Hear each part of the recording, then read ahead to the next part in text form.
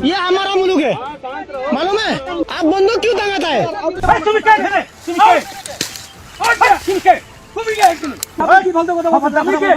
বলছি একদম মুখ সামনে কথা বলবা। ইন্ডিয়া में यही है।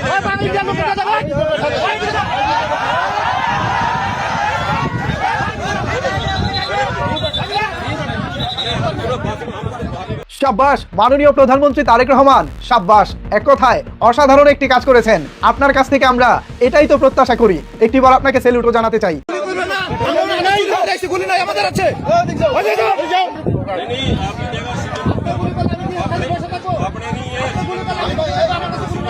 খেলা কিন্তু জমে গেছে আমাদের এই পার্শ্ববর্তী দেশ ভারতে, একেবারে খেলা জমে ক্ষীর হয়ে গেছে।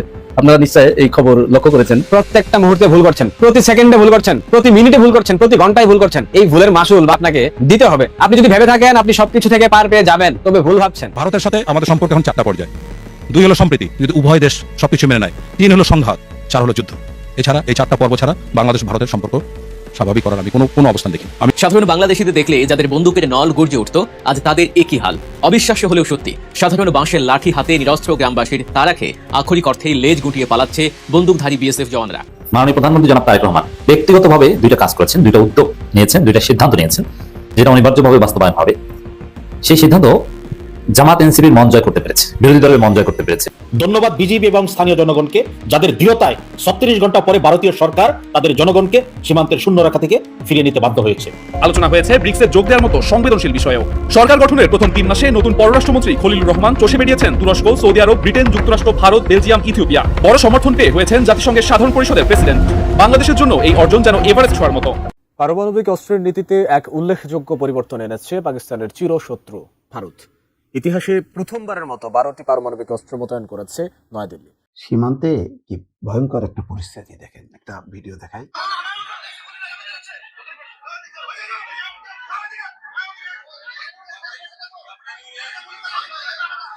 দেখেন এই মুখোমুখি, ওইদিকে হচ্ছে বিএসএফ আর এইদিকে হচ্ছে বিজিবি।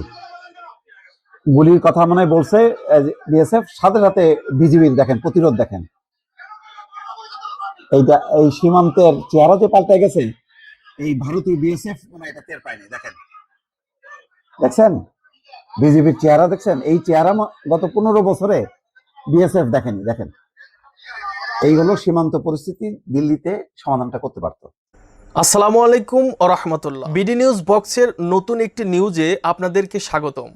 প্রিয় দর্শক, বাংলাদেশে বর্তমানে ঘটে যাওয়া বেশ কিছু চলমান ঘটনাবলীর মধ্য থেকে কয়েকটি গুরুত্বপূর্ণ খবর নিয়ে আমি আপনাদের সামনে হাজির হয়েছি, যার কিছুটা অংশ বিশেষ আপনারা সংবাদ শিরোনাম হিসেবে ভিডিওর শুরুতেই দেখেছেন। দর্শক, ভিডিওর শুরুটা দেখেই কিন্তু আপনারা বুঝতে পেরেছেন আজকের এই ভিডিওটি কতটা গুরুত্বপূর্ণ হতে চলছে। তাই দূর দূরান্ত দেশ ও দেশের বাইরে যে যেখান থেকে এই ভিডিওটি দেখার জন্য অন করেছেন, তাদেরকে একটিমাত্র অনুরোধ করব, ভিডিওটি না টেনে শুরু থেকে শেষ পর্যন্ত মনোযোগ সহকারে এই ভিডিওটি দেখতে থাকুন। তো দর্শক, আর বেশি দেরি না করে চলুন দেখে আসি আজকের সেই কাঙ্ক্ষিত ভিডিওগুলো। তবে তার আগে আপনাদের একটি মাত্র অনুরোধ করব, যারা এখনো পর্যন্ত আমাদের এই চ্যানেলটি সাবস্ক্রাইব করেননি, অবশ্যই চ্যানেলটি সাবস্ক্রাইব করে পাশে থাকা বেল আইকনটি বাজিয়ে দিন। আর যারা অলরেডি ইতিমধ্যে সাবস্ক্রাইব করে রেখেছেন তাদেরকে অসংখ্য ধন্যবাদ এবং আমাদের পক্ষ থেকে অভিনন্দন জানাচ্ছি। তো চলুন দর্শক, ভিডিওতে একটা লাইক দিয়ে ধারাবাহিকভাবে সবগুলো ভিডিওর আলোচনা পর্যায়ক্রমে আমরা এবারে দেখে আসি।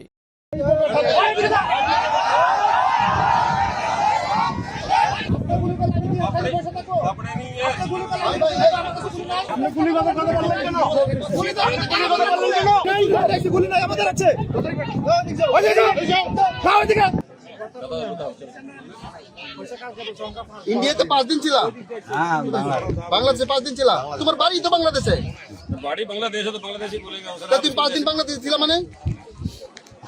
তোমার বাড়ি তো বাংলাদেশে। শোনো, এই তোমার বাড়ি তো বাংলাদেশে, তুমি 5 দিন ছিল মানে? টাকা আছে? টাকাও নাই। सर सर आप सर आपने हम इधर नहीं आने देगा और हाई लेवल की मीटिंग होगा, तो आप लोग जो कुछ करना তাহলে আমরা যদি আপনারা যদি নিতে জানিয়ে যান, ঠিক আছে? তাহলে আমরা কেন না এই যা বললো পুরো বাংলাদেশ চলিए, তাহলে ঠিক আছে, তাহলে আমরা চলো सर ऐसे कल्याण हाई लेवल मीटिंग होगा, तब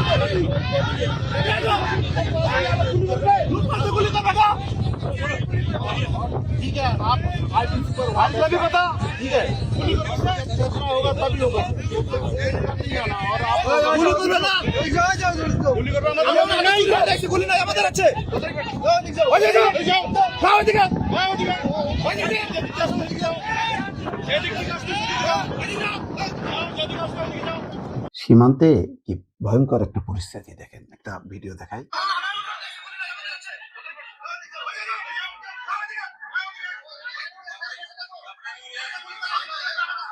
দেখেন এই মুখোমুখি, ওইদিকে হচ্ছে বিএসএফ আর এইদিকে হচ্ছে বিজিবি। গুলির কথা মনে হয় বলছে বিএসএফ, সাথে সাথে বিজিবির দেখেন প্রতিরোধ। দেখেন এইটা, এই সীমান্তের চেহারা যে পাল্টে গেছে, এই ভারতীয় বিএসএফ মনে হয় এটা টের পায়নি। দেখেন, দেখছেন বিজিবির চেহারা, দেখছেন এই চেহারা গত 15 বছরে বিএসএফ দেখেনি। দেখেন এই হলো সীমান্ত পরিস্থিতি। দিল্লিতে সমাধানটা করতে পারতো। সেখানে তারা বলতেছে যে তাদের নিজস্ব আইনে তারা যদি মানে বিদেশি চিহ্নিত হয়, তারা মনে করে তাহলে তাদেরকে এইভাবে বিতরণ করবে। আর বাংলাদেশ বলতেছে আন্তর্জাতিক আইন অনুযায়ী সে কোন দেশের নাগরিক এটা যৌথভাবে সিদ্ধান্ত হইতে হবে। এটা কোন দেশের এককভাবে তারা সিদ্ধান্ত নিল যে এরা বিদেশি এবং বাংলাদেশে পুশ করলো বাংলাদেশি বলে, এটা হবে না। এই গত কিছুদিন থেকে দেখেন এই যে পাল্টাপাল্টি চলতেছে। এখানে কিন্তু বিজিবি একা না, বিএসএফ এর সাথে ওদের দেশের গ্রামবাসী আসতেছে না কিন্তু এখানে, কারণ আমরা আক্রান্ত হচ্ছি। আক্রান্ত মানুষরা নিজেদেরকে রক্ষা করার জন্য অনেক বেশি প্রতিবাদী হয়। এখন বিজিবির পিছনে, বাংলাদেশের বর্ডার গার্ড বাহিনীর পিছনে গ্রামবাসী আছে, গ্রামবাসীও ছুটে আসতেছে। এইরকম বিএসএফ এর যারা আসছে তারা তো গত 15 বছরে দেখছে বাংলাদেশে কুকুরের মতন গুলি করে করে মারছে, কোনো প্রতিবাদ নেই। হ্যাঁ, ওই বিজিবি নিরাপদ দূরত্বে থাকে, কাছেও আসে না। ওই সীমান্তে যা অস্ত্র শস্ত্র নিয়ে খবরদারি টহলদারি সবই বিএসএফ এককভাবে মাস্তানি করে গেছে। এখন এসে সামনে পড়ছে গ্রামবাসী এবং বিজিবি। যদিও শুভেন্দু অধিকারী বুঝতে পারতেছে পরিস্থিতি, বলছে যে 5000 অলরেডি তারা পুশিং করে ফেলছে। এটা সত্য কিনা আমার সন্দেহ আছে। হয়তো মানে চোর যদি চুরি করে, এখন অনেক সময় সতর্ক থাকা সত্ত্বেও ঠেকানো সম্ভব হয় না। এখন যদি এমন কোনো চোরাই পথ দিয়ে মানে ঢুকায় ফেলে সেটা অন্য কথা, কিন্তু নর্মালি ওই বিজিবির সামনে মানে পুশিং করবে, ওখান থেকে মানে গলা ধাক্কা দিয়ে বের করবে, এটা বোধহয় সম্ভব না। এটা বিএসএফ এসে দেখতেছে এই নতুন বাংলাদেশের একটা নতুন সীমান্ত, যে সীমান্তে একেবারে অগ্নিগর্ভ হয়ে আছে। বিজিবির চেহারা দেখছে, এই বিজিবির ভাষা, এই বিজিবির বডি ল্যাঙ্গুয়েজ, এই সীমান্ত এলাকায় বাংলাদেশি জনগণের যেই মেজাজ মর্জি এবং তাদের প্রতিবাদ বিক্ষুব্ধ চেহারা, এই চেহারা সাথে বিএসএফ পরিচিত না। এই জন্য তারা ভারতীয় সরকারের নির্দেশ বাস্তবায়ন করতে পারতেছে না। এই সমাধানটা দিল্লিতে হইতে পারত, দিল্লিতে বলতে পারতো যে ঠিক আছে এই বিষয়গুলো নিয়ে আমরা তাহলে যৌথভাবে পুষণের বিষয়টা, যেমন দেখেন যদি সীমান্তে কেউ মারা যায় তখন লাশ গ্রহণের ক্ষেত্রে কি হয়, পতাকা বৈঠক হয়, দুই পক্ষ আসে, বৈঠক করে তারপরে এই কে মারা গেল তার পরিচয় নিশ্চিত হয়ে তখন বাংলাদেশ সেই লাশটা গ্রহণ করে। আর এখানে কি হচ্ছে, আপনি সারা ভারত থেকে, পশ্চিমবঙ্গ থেকে, ত্রিপুরা, আসাম থেকে, আপনি গরিব মানুষ যাতে কোনো ছিন্নমূল, বাংলাদেশের অনেক ছিন্নমূল আছে না, আপনি এগুলিকে ঢুকায় নিয়ে বলেন যে এরা ভারতীয়, হইলো আপনি সিদ্ধান্ত নিলেন। তো বাংলাদেশে যারা আসবে, বাংলাদেশে বলা হচ্ছে তাদের বাড়ি কই, কোন জায়গায় থাকে, এসে একটা মোবাইল ফোন করুক, অথবা ওই এলাকার চেয়ারম্যানকে নিয়ে আসুক যে তার এলাকার কিনা লোক কিনা, ভোটার আইডি কার্ড বই। সব মিলায় এখন ভারত আর জবাব দিতে পারতেছে না, এবং তারা জানে যদি যৌথ কমিশন হয় আন্তর্জাতিক আইন অনুযায়ী এই ধরনের বিরোধ নিষ্পত্তির ক্ষেত্রে, এক্ষেত্রে ভারত আর পুশিং করতে পারবে না। সেই কারণে এখন তারা মরিয়া হয়ে এমন একটা সংঘাতমুখর পরিস্থিতি তৈরি করছে, যে কোনো মুহূর্তে বর্ডারে গোলাগুলি শুরু হবে, এবং যতটুকু ভারতের সাথে সম্পর্ক উন্নয়নের একটা অবস্থা তৈরি ছিল সেটা কিন্তু নষ্ট হবে। এবং এই ধরনের একটা সংঘাতময় পরিবেশ তৈরি করার জন্য অনেক আন্তর্জাতিক খেলোয়াড়রা কিন্তু তাদের তৎপরতা আছে। পারমাণবিক অস্ত্রের নীতিতে এক উল্লেখযোগ্য পরিবর্তন এনেছে পাকিস্তানের চিরশত্রু ভারত। ইতিহাসে প্রথমবারের মতো 12টি পারমাণবিক অস্ত্র মোতায়েন করেছে নয়াদিল্লি। সেই সঙ্গে সময়ের সাথে সাথে বাড়িয়েছে পারমাণবিক অস্ত্রের মজুতও। পরমাণু নীতিতে এক যুগান্তকারী পরিবর্তন এনেছে দক্ষিণ এশিয়ার পরাশক্তি ভারত।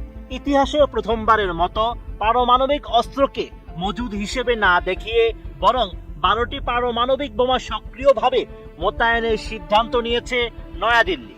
এমন চাঞ্চল্যকর তথ্যই জানিয়েছে বৈশ্বিক অস্ত্র প্রতিযোগিতা ও সামরিক শক্তির উপর নজরদারি চালানো আন্তর্জাতিক সংস্থা Stockholm international piece research institute বা সিপরাই। ভারতীয় সংবাদ মাধ্যম এনডিটিভি জানিয়েছে, সিপরাইয়ের প্রতিবেদনটি কয়েক দশকের পুরনো পারমাণবিক নীতি থেকে নয়াদিল্লির এক বড় ধরনের সরে আসার ইঙ্গিত দেয়।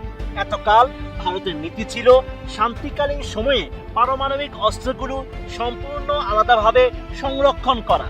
তবে এবারই প্রথম আন্তর্জাতিক এই সংস্থাটি ভারতের পারমাণবিক বোমাকে কেবল মজুদ হিসেবে না দেখিয়ে সক্রিয়ভাবে মোতায়েনকৃত হিসেবে শ্রেণীবদ্ধ করেছে। সিপরাইয়ের প্রতিবেদন মতে এটি ভারতীয় বাহিনীর সর্বোচ্চ যুদ্ধ প্রস্তুতিরই একটি স্পষ্ট সংকেত। এই প্রথমবারের মতো ভারত তাদের পারমাণবিক বোমাগুলোকে সরাসরি উৎক্ষেপণ ব্যবস্থার সাথে যুক্ত করেছে, কিংবা সরাসরি সেগুলোকে সক্রিয়ভাবে সামরিক ঘাঁটিতে মোতায়েন করেছে। আর জন্য প্রকাশিত হওয়া এই প্রতিবেদনে আরো জানা যায়, গত এক বছরে ভারতের পারমাণবিক বোমার মজুতও কিছুটা বৃদ্ধি পেয়েছে। জানুয়ারি 2026 সালের হিসাব অনুযায়ী ভারতের পারমাণবিক বোমার সংখ্যা দাঁড়িয়েছে 190টিতে, যা আগের বছরের চেয়ে কিছুটা বেশি। এই পারমাণবিক অস্ত্রগুলো মূলত ভারতের আকাশপথ, স্থলভাগ এবং সাবমেরিন চালিত নৌবাহিনীর সমন্বয়ে গঠিত একটি পরিপক্ক নিউক্লিয়ার ট্রায়ারের অংশ হিসেবে বিন্যস্ত হয়েছে। এর মধ্যে 12টি পরমাণু অস্ত্র সরাসরি ব্যবহারের জন্য প্রস্তুত রাখা হয়েছে এবং বাকি 178টি সুরক্ষিত মজুতে রয়েছে। সিপরাইয়ের ধারণা, ভারত তাদের ব্যালিস্টিক মিসাইল, সাবমেরিন এবং সমুদ্র ভিত্তিক টহল কার্যক্রম জোরদার করার লক্ষ্যেই শান্তিকালীন সময়ে ক্ষেপণাস্ত্রের সাথে ওয়ারহেড জুড়ে দেওয়ার এই নতুন কৌশল বেছে নিয়েছে। তবে এই কৌশলগত পরিবর্তনের মধ্যেও ভারত তার দীর্ঘদিনের আগে আঘাত না করার নীতিতে অনড় রয়েছে। এই নীতি অনুযায়ী ভারত কখনই কোনো দেশের বিরুদ্ধে নিজ থেকে আগে পারমাণবিক হামলা চালাবে না। কেবল ভারতীয় ভূখণ্ড বা বিশ্বের যে কোনো প্রান্তে থাকা ভারতীয় বাহিনীর উপর যদি কোনো শত্রু দেশ পারমাণবিক হামলা চালায়, তবেই তার পাল্টা জবাব হিসেবে এই পারমাণবিক অস্ত্র ব্যবহার করা হবে।